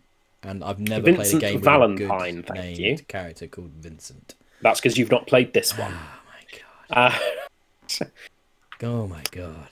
Dirge of Cerberus. I really I like the name Dirge of Cerberus. That sounds cool. Yeah. But the rest of it, okay. The idea that you're turning a Final Fantasy game into like a RPG shooter, I feel like that sounds like it was ahead of its time. To be honest, because we have more of those now. But man, esoteric is the word. Jesus Christ, that is from the deepest depths of randomness right there. Yep. Wow, son. Did you play it more than Final Fantasy VII then? Like, did you have? Well, I've never played Final Fantasy VII. I thought that would. I'm really confused. So you played the tangential weird side product, but not the thing it was spinning off from. It's one of my favorite PS2 games ever. But you not played Final Fantasy VII? Yep. Super confused. Okay. Well, Final Fantasy VII wasn't a PS2 game for a start. No, it's PS1 game, but okay. Yeah, Final Fantasy VII was just a little bit before my time, before I was actually gaming seriously. And yeah, I picked this one up, and it does have some special personal significance to me. And it's something. Show me on this doll where it touched you. I mean, Jesus, calm down. Right. This is what I get for trying to. No, it's actually new and different. No, it's a really different pick. I mean, I like that. Mine were fairly. My Orange Box especially was quite obvious compared to that. So no, much props for diving into your childhood as deeply. I mean, that's where my Star Wars Supremacy came from, which is this obscure F4X game that nobody seems to know about or I've played. But yeah, okay. All right, I don't think we're going to be able to talk about all the games we've played, guys, because we are running long on time already here. I'm going to mention one, I think, which will be... Not the one that begins with C. Sorry? No, it's not going to be Control, because, yeah, we've already talked about Control a lot, and I'm just a bad man. No, I'm going to talk about the Serious Sam Collection, which has just come to the Xbox One and PS3 and stuff.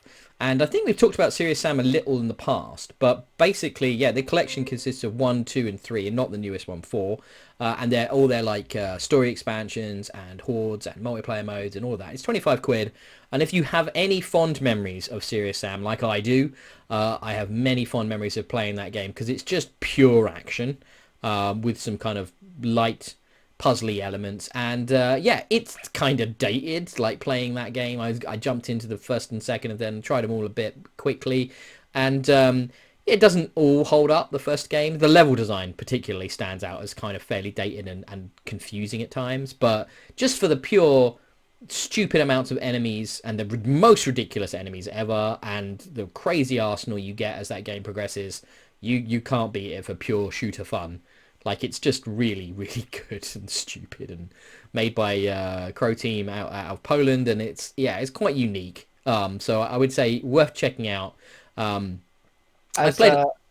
gonna hate me for saying it, but I have actually played it. But it was actually part of my Stadia Pro games I got for free. Oh, cool! And, you're right. It is actually surprisingly fun. I mean, it is quite dated. Let's be honest. Yeah. But the thing is, though, like when you're just running through and it's just it's this kind of chaos. You just run around, just blast everything, and it's fun because of it. So yeah, it's cool, man. Yeah, I mean, it actually looks all right. I think they've done a fairly good job with the remaster on it to like bring up some of the older visuals. But yeah, I think it's a really good time. Quickly mention, I've been playing more Assassin's Creed. I've been playing some Control. I played some, obviously, lots of Destiny 2. There will be a full review coming up very soon on Poker Club, which me and Rob recorded yesterday. I highly recommend that game if you enjoy some poker. We should also, Rob, though, we mustn't forget to talk about Snakebyte stuff. Indeed, they sent you some more peripherals, which you have managed to spread to myself as well. I did. So these ones, it was a rechargeable battery packs, wasn't it? And you got a charging docking station as well. I did, and I'll show it to you just for physical.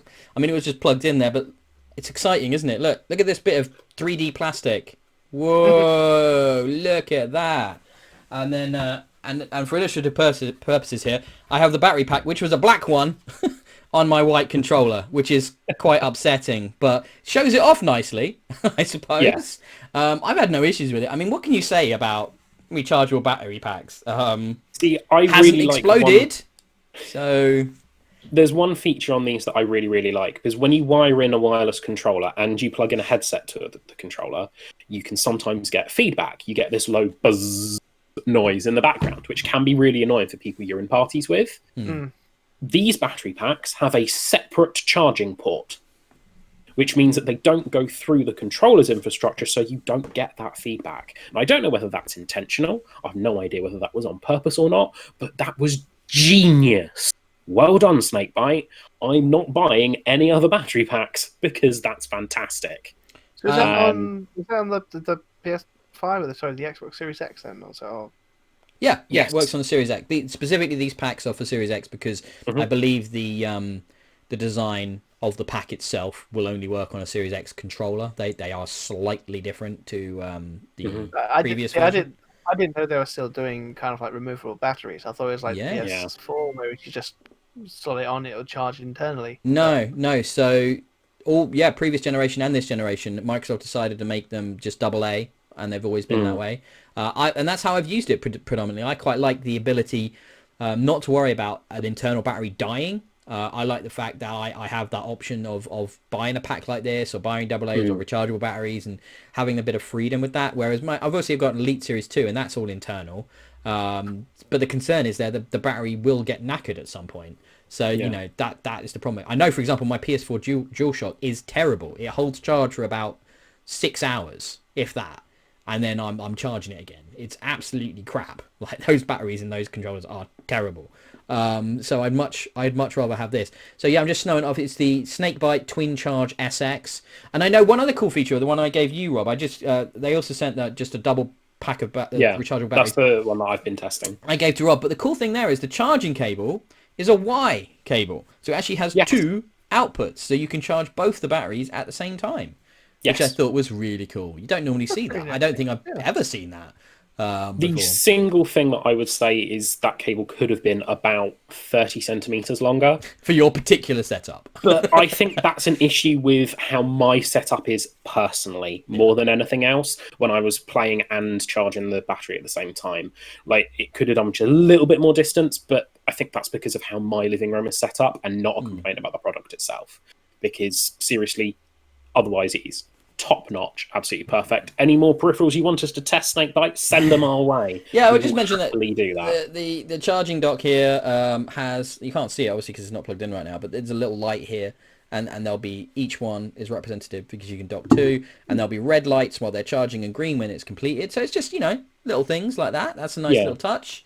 They seem to charge quickly, hold their charge well. The weight, actually, I think the weight might be a tiny bit less than two AA's. I'm not 100%, but it doesn't feel heavy, that's for sure. So no, really happy with that. Guys, I rattled through my games quite quick. Did you have like a particular one either if you wanted to mention? I know, Rob, you've been playing some stuff in multiplayer.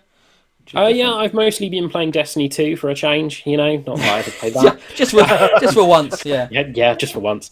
Have been dabbling a little bit with Dead by Daylight and Among Us with some guild friends that I'm part of a gaming guild. So that's been really good fun. That's been very enjoyable. I think we've got one guy addicted to Dead by Daylight now, so he's been playing that a lot. Dead by Daylight is actually it's quite a fun game.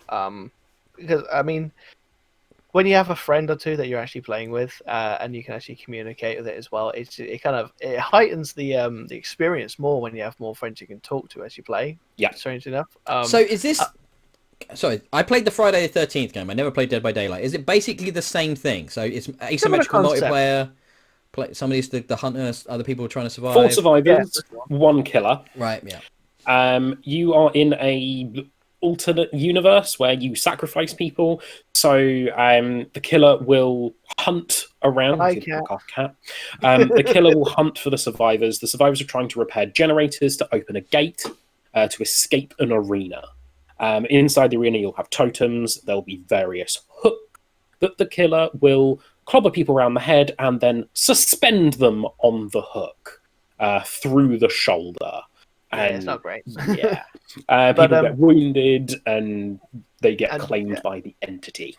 Very much like Friday the 13th, obviously, different Jasons have different abilities. So you have different kind of, I'd say monsters, because there's none. Yeah. Well, actually, there are some DLC characters you can play as. Some DLC can. I mean, my only knowledge of this game is that I always see 1,000 different DLC packs. There are quite a lot of DLC packs, but because there are so many, you can get exactly the ones you want. So I've got the Scream DLC pack, so I can play as Ghostface. But there's a Stranger Things one where you can play as the Demogorgon. There's a Saw one where you can play as the weird human pig. I think that's Saw. I can't recall.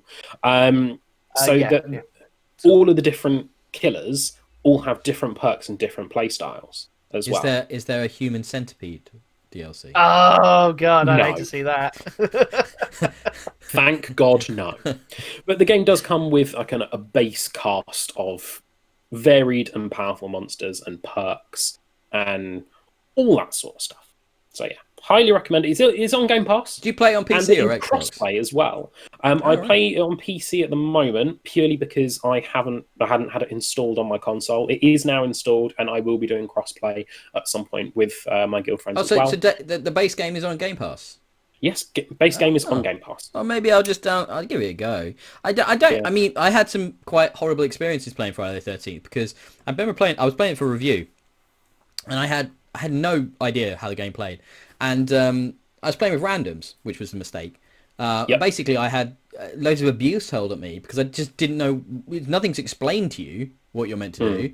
And I made some mistakes, and I just got loads of really abusive messages over Xbox Live, and ended up reporting about half a dozen people. Dead by Daylight was a lot easier because it's a lot simpler. You didn't have to worry about picking up certain things to defeat Jason and stuff like that. At least this one's like you get together. There are different things that your character can equip, like some toolkits that can help you repair generators faster or to heal up a little bit faster and stuff like that. But you don't have to worry about a particular way that you're going to need to fight off this one character. You know, I've had it on PC too, and that was actually pretty decent. It's on PS4, and I believe it's actually again on Stadia, which is kind of cool as well. But I don't think I have anybody else ever as friends who have Stadia enough for me to play with. And like on the similar sort of thing, I've also played a bit of Among Us as well, which was actually a fun little thing. That is really fun. It's really addictive. Again, it's one of those things. As long as you've got communication skills, I mean, it's so much better if you can get on your friends with Discord. Yes. Compared to just typing everything out, because it's a limited time before everyone starts voting, and you just go. If you can just shout at your friends and argue the task, it's so much more fun. All I know about Among Us is everybody's talking about it for the last hot 5 minutes, and I've not played it, and I'm not really sure what it even is. So it's pretty good fun. So you're a cast of I think 10 players. On a spaceship or a station, sort of a scientific outpost, where you need to accomplish a bunch of tasks to fill up a bar at the top of the screen. It could be connecting wires at 3 different circuit boxes, sorting some samples out, having a med scan, something like that. Problem is, there are 2 imposters around that are going to try and kill the crewmates. And it all revolves around trying to isolate people on their own, kill them, and get away with it. Deception, and then lie and socially excuse yourself and deceive your way round. It's kind of like the thing. The thing, but a video game. That's a great way of putting it. Yeah, it's just like the thing. Yeah. Okay. I'll take your word for that. You've not seen the thing, Rob? No, I have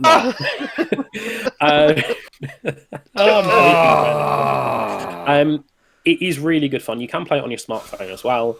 But it's on PC. It's a very cheap pickup, which I quite like. They're doing constant dev work on the game, constant updates, fixing bugs, all sorts of things. The developers are really, really good. It's really good fun. If you've got about 5 or 6 people in a group, hop into a public lobby, because then you can get some randoms join you, which will flesh you out a bit.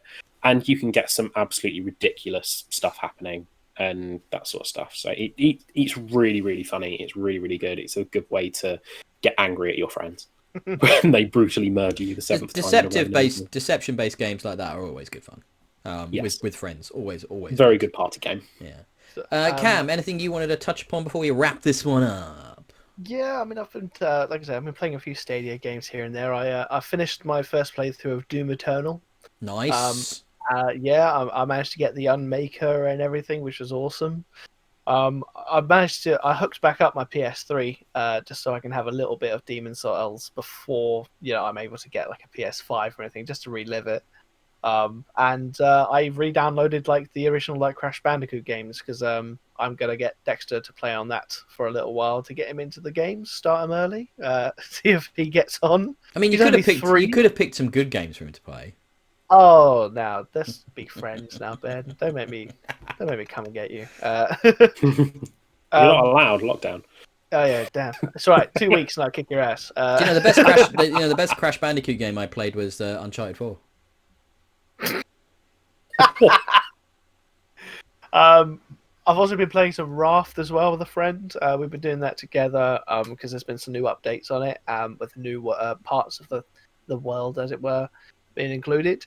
And the biggest one me and my friend have been picking up on is the Season 2 Director's Cut, or whatever it is, of Borderlands 3. So we're going to have like more DLC coming, but the newest thing that they're doing now is called the Arms Race. I don't know if any of you been kind of keeping up with any of that sort of news. I'm kind of back in, because you may not have watched last week's show, but we were talking about Xbox Series X enhanced games, and it improves Borderlands so much. Like, frame rate is just so much better. Everything runs better, looks better. I'm back in and up to date on wanting to play Borderlands. And is the Arms Race one the one I was reading about where you get really good drops for doing story missions? No, so I think that's the Golden Path right now. So it's it's a mini event right now where if you go back through story missions, reset your missions and everything out, and go kill some of the bosses, there are better weapons and better quality versions of the dedicated loot drops for them. The Arms Race is a new multiplayer mode that they've brought out. Right. Similar to things like PUBG or Fortnite, where there's like an encroaching storm. You Battle Royale? Not quite. It's like a PvE Battle Royale. So you're basically, normally in Borderlands, you create your character, you have a skill set and skill points that you can put into and really build up your character to be just overpowered as possible, basically. The way this one works is that you are dropped in no weapons, no shield, no skill points, and no actual skill to use.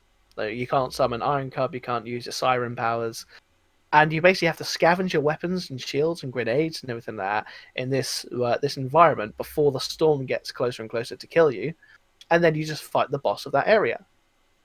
So on the one hand, it's an interesting change. Yeah, because it levels everybody out. So everybody starts at the same place, but then you're still working against AI. Yeah. Okay.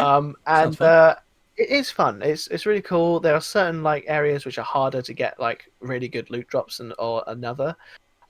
So like you might drop down into an area and then just like you hit a button and like 3 doors will open up and they'll just spawn enemies for a good like minute or two. As soon as you fight them all off, you'll have a couple of chests to open.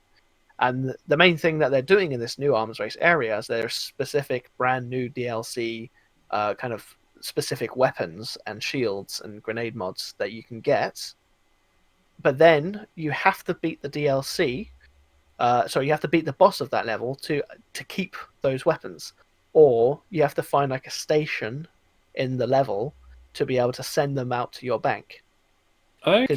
Because if you die, then obviously you lose all the loot you've collected. So I mean, I was hunting for this new weapon called the Tizzy, and it's a super powerful kind of submachine gun right now, which can be really great for my character.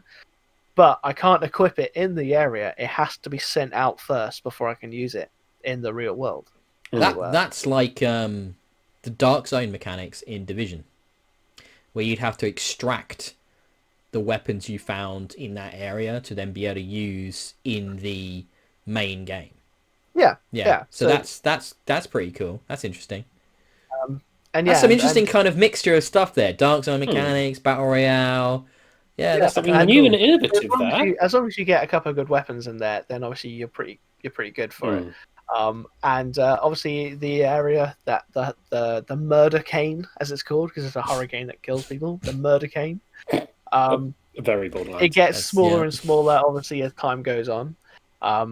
You are kind of narrated through the whole thing by Salvador and I've forgotten the other chap from Borderlands 2. So basically, like the two missing Borderlands 2 Vault Hunters. Axton, thank you. Yeah, Axton and Salvador are doing the narration of like, the Vault Hunter better get a move on, that sort of thing. So they finally been brought back into the Borderlands world again because they were kind of missing throughout the whole of the Borderlands 3. And so it's been awesome. I will say, if you ever have a go at it and you get the Season 2 pass to play it, as soon as you find Is that what you need? You need the Season 2 pass? Because I was looking at the Season passes. Currently, obviously, yes, that's what's available right now, but I'm sure they'll be bringing out more in the future. Right. Okay. But basically, as soon as you find a TDR weapon, you've won. Because you can literally just fire it. It doesn't matter if it's like too low damage or anything. So you fire it, throw it like a grenade, it'll explode and kill that person, and you've just won. It's just the easiest way. That's the core strategy basically of arms race. Me and my friend managed to get purple TDR submachine guns, and we just refilled. That's the point as well. You don't get any money either. You don't take your money. You have to like sell the weapons that you're not going to use to make money to buy ammo and stuff like that as well. So me and my friends have gone in there, submachine guns at the ready, and just refilled our ammo before the boss. Got in there, 2 shots, fire. 2 shots, throw it. 2 shots, throw it. He was dead in about 30 seconds because we managed to get some really good weapons. It's the quickest I'd ever killed a boss without a ridiculous Iron Bear build or anything like that. Sounds cool. No, I'm trying to get hold of the season passes now at a reasonable price because I want to play more Borderlands now. It doesn't play like shit. Yay! So yeah, that sounds cool. Right, well I think that brings us to the end of another episode of Experience Kills. This was episode 9, wasn't it? Bloody hell! Indeed. 9 weeks in a row. That's crazy.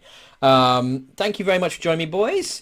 I've had Rob with me today, and you can find him at Homeless Mr. Gibbs on Twitter. Well, we've had Cameron as well, and you can find him at Camelot, and you can find me, Ben, at DIYE on Twitter. Collectively, we can be found at Experience Kills. Please give this video a like and subscribe on YouTube. And if you don't have time to sit and watch basically now an hour and 45 minutes of us three chatting just into cameras with nothing else to look at, and I'd understand if you didn't want to do that, you can also find this as a podcast to take with you on your commute while you're working out or while you're just sitting pondering life during lockdown. We are probably a good distraction in that regard. And that can be found on iTunes, Spotify, and anywhere a good podcast can be found. And if you have got a podcast provider that we are not available on, do let me know and I will make that happen for you. That is the Ben promise. So until next time, have a lovely week, and we'll be back with more video game news. There's more videos coming this week, one from Cameron and one from me and Rob as well, talking about poker, and they'll be up within the week, and there'll be more games coming. Look, we're getting closer and closer to Cyberpunk. I'm betting my life on the 10th now, and if it doesn't happen, I'm going to just end it. I'm going to end it all. Does that mean I get your shiny new gaming monitor? You'd have to ask my widow. I thought you'd already told Amazon it's coming to you anyway. Oh yeah, that's a good point. Enjoy spending money on things you probably don't need or want during Black Friday, guys. So have a lovely week. See you all soon. You too. Bye, guys. Bye. Bye.